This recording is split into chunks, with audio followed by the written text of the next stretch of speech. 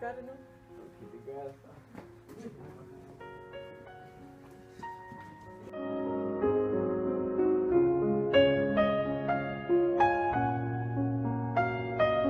Simon, du er bedste venner med Jakob, er du ikke? Mm. Kunne det ikke være sjovt at skrive en sviner til ham? Nej, det synes jeg ikke. Jo. Nej, Jo. Kunne det være rimelig sjovt? synes du? Ja. Skal vi?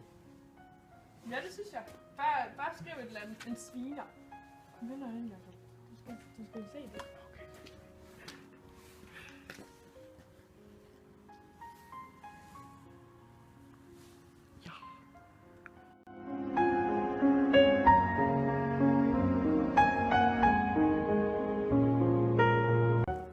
Simon!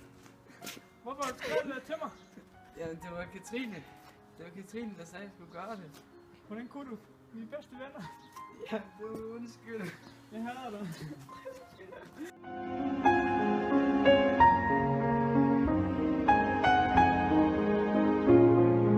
Hvad fanden har du fået mig til at skrive det, når nu har jeg mistet min bedste ven, jo?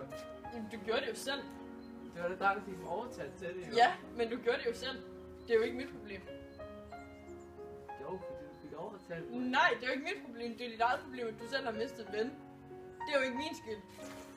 Ja, det var faktisk ret i. Ja, nemlig. Ja. Ja. Mm. Ja. Det må du undskylde.